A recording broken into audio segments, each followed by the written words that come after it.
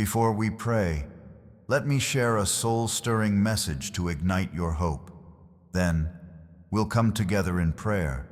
There comes a moment in life when you desperately need restoration.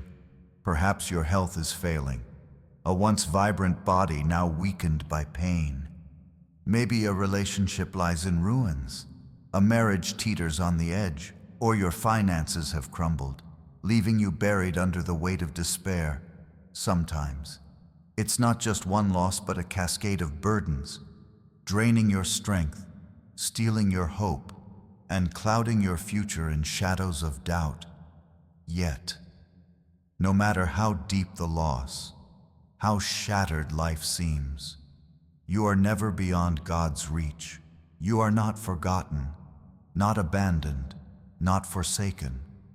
The Bible overflows with stories of those who faced devastating loss and needed God's restoration.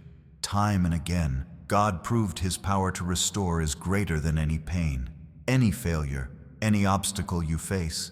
Take Job, a man who had everything: wealth, family, health, honor. In a series of tragic blows, he lost it all. His body was ravaged with painful sores. His children were taken, his wealth vanished, even his friends questioned him, and his wife urged him to curse God and die. Job had every reason to give up. Yet, he clung to his faith, even when the why of his suffering was a mystery shrouded in anguish. In the end, God restored him not just to his former state, but with double the blessings he once had.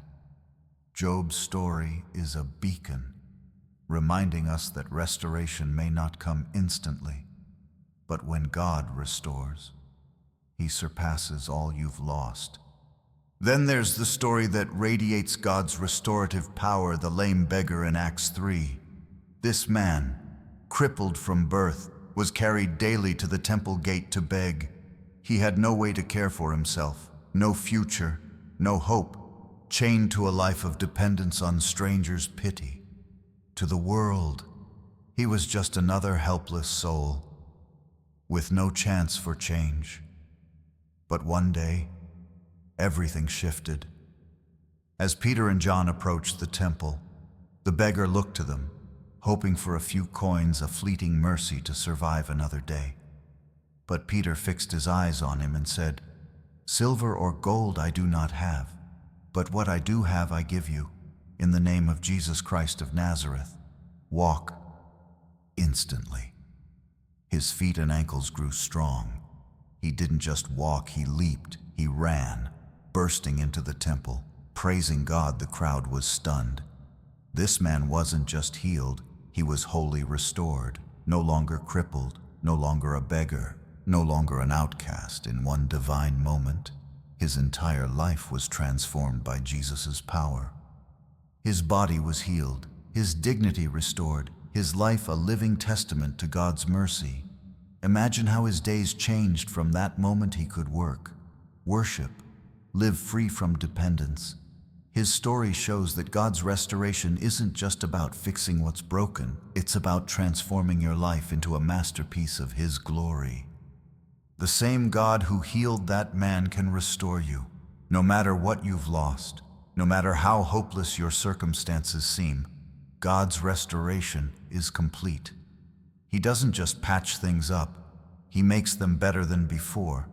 He lifts you from despair and turns your life into a testimony that leaves others in awe. When God restores, He doesn't do half measures. He doesn't just return what was lost, He multiplies it. He doesn't just rebuild what was broken, He makes it stronger. He doesn't just heal wounds, He makes you whole. You may feel at your lowest, like Job, like Joseph, like the lame beggar, but your story isn't over. Restoration is coming, and it will be greater than you can imagine. Now, let's take this moment to pray together. Dear Jesus, You are the God of restoration, the one who brings beauty from ashes, life from brokenness. You are the healer of hearts, the restorer of souls, the redeemer of all that's lost. Nothing is too broken for You to mend. no situation too hopeless for you to revive. Psalm 51:12 says, "Restore to me the joy of your salvation and grant me a willing spirit to sustain me, Lord." I plead for this divine restoration in every area of my life today. If my heart is heavy with sorrow, flood it with your comfort, a balm to my wounds. If my mind is restless with worry, calm the storms raging within me. If my body is weak, restore my strength, for you are my refuge and fortress. Let every weary bone be renewed, every exhausted soul refreshed by your mighty power.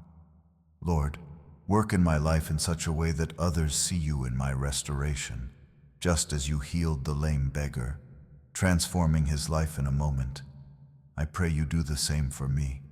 That man was bound by his circumstances, spending his days begging, helpless, dependent.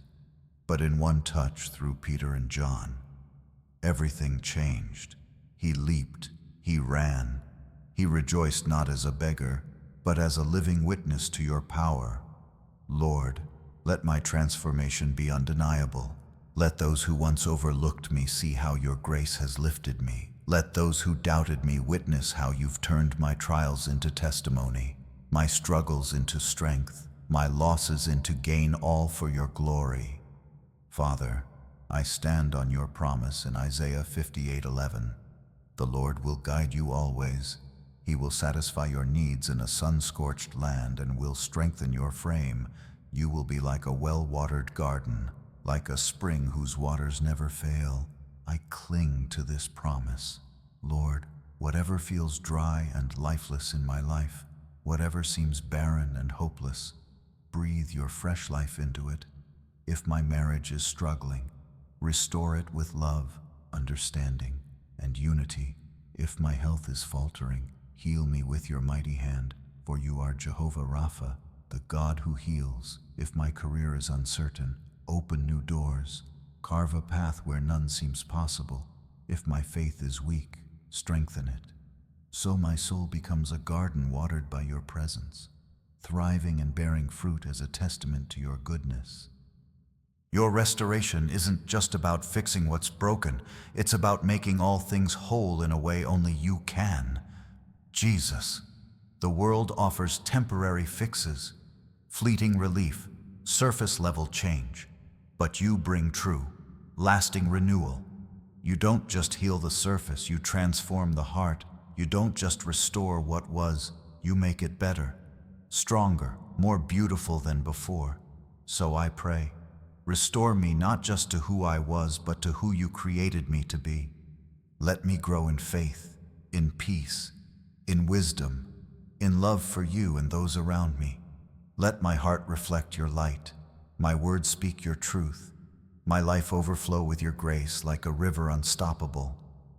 Your word in John 6:35 declares, "I am the bread of life. Whoever comes to me will never go hungry, and whoever believes in me will never be thirsty." I come to you, Lord, because only you truly satisfy. I let go of every worldly craving, every restless desire, and turn my heart to you. Remove every hunger for things not of you, every fleeting sinful pleasure that leads to emptiness. Fill me with a hunger and thirst for righteousness, a longing for your presence, your love. The world can't fill the void within me, but you are enough. I thank you for the restoration already at work in my life. Even if I can't yet see it, I trust you are moving, orchestrating miracles beyond my understanding. I praise you for the doors opening, the healing unfolding, the strength being renewed. I worship you in advance for the testimonies to come, for the victories you're preparing.